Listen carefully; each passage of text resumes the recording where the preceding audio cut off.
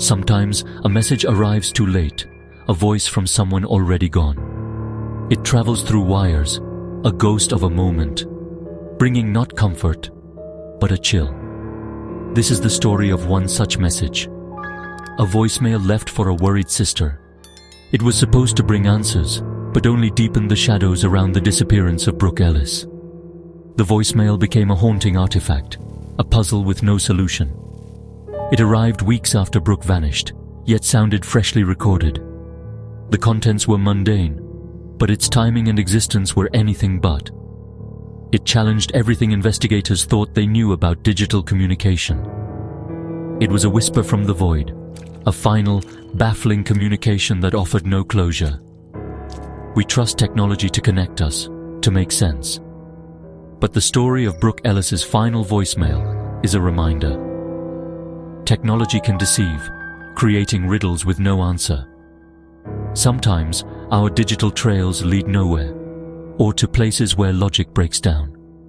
This story begins with a disappearance and ends with a message that became legend among digital forensics experts.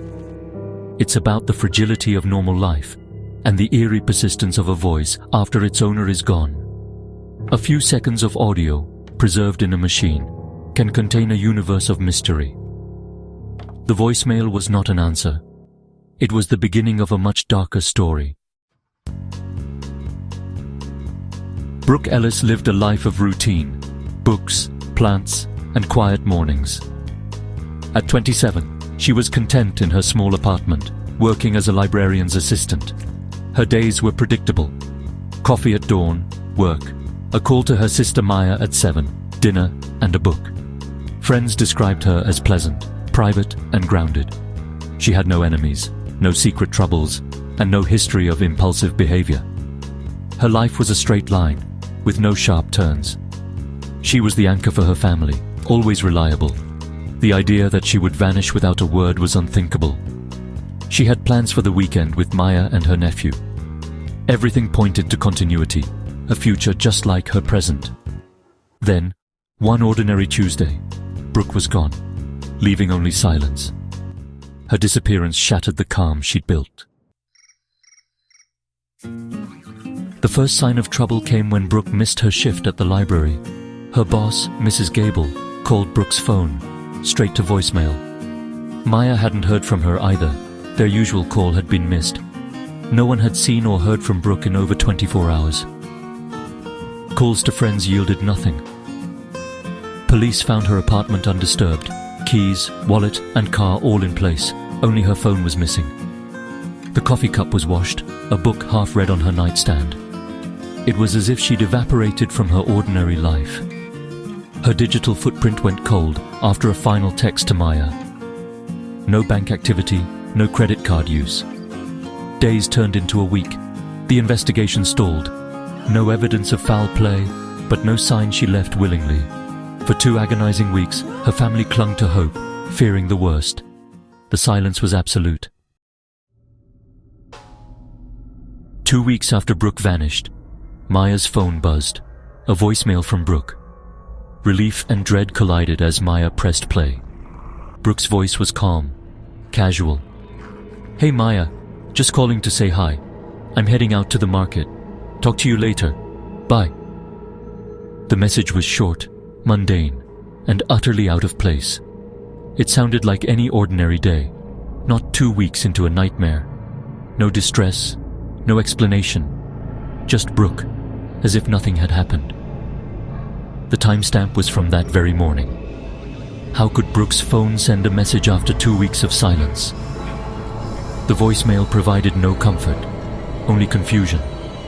Maya replayed it, searching for hidden meaning, but found nothing. It was a splinter of normalcy in a nightmare. The message was not a goodbye, nor a cry for help. It was just Brooke. The voicemail deepened the mystery.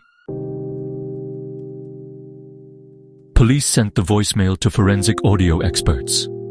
Behind Brooke's voice was a faint, low-frequency hum. Sterile, artificial, unlike any normal background noise. No birds, no traffic, just a persistent, unidentifiable sound. Analysts found the audio heavily compressed, stripping away details and making her voice sound flat. The compression erased subtle clues, location, context, all lost. It was like listening to an echo of an echo.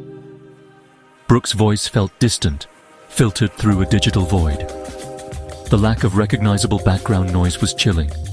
She wasn't at home, in a car, or outside. She was somewhere else, defined only by the hum. The audio file was a dead end. The Technical Crimes Unit traced the voicemail's path. The call originated from Brooke's number, but the network data was impossible. It showed her phone connecting to 3 cell towers at once, miles apart. The final tower was decommissioned, offline for days before the voicemail arrived. The signal was a ghost, passing through dead hardware. The data was not a glitch. It was fabricated. Someone had manipulated the network to create a false trail. The voicemail was constructed to seem like it came from nowhere. Investigators faced a digital puzzle with no solution. The signal was a wall, not a trail. Investigators considered a delayed message. A voicemail recorded before Brooke vanished, stuck in the system for 2 weeks. But cellular networks rarely delay messages for more than a few hours. A 2-week delay was nearly impossible. The theory didn't explain the corrupted metadata or the impossible tower pings. If it were a glitch, the original timestamp and routing would remain. Instead, the data was new, freshly falsified. The audio was pristine, but the routing was deliberately misleading. This wasn't a lost echo from the past. It was manufactured in the present. The glitch theory was dismissed. The voicemail was something new, mimicking the past. With glitches ruled out, investigators considered darker possibilities.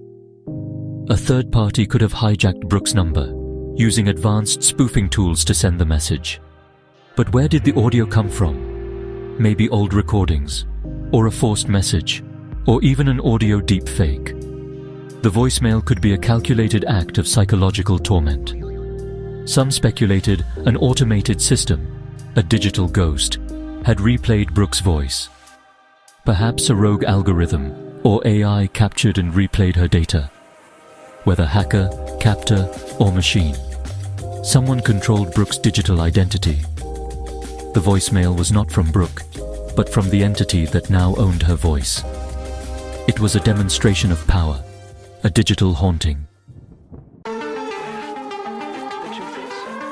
Years later, Brooke Ellis's case remains unsolved. No body, no suspects, just a mystery frozen in time. The voicemail became her final, inexplicable epitaph. It offered no closure, only torment for her family. The recording persists, a perfect copy of a moment that may never have happened. It's an echo in the machine, a voice without a source. For Maya, it's an unending torment. Was it Brooke's last words or a cruel fabrication? The story is a cautionary tale about the vulnerability of our digital lives. Technology can connect, but also create terrifying disconnection. All that's left is the echo, a cheerful voice floating in a digital void. Brooke stepped into a mystery so deep, not even her own voice could return with answers. The voicemail was not her last word, but the start of an eternal silence.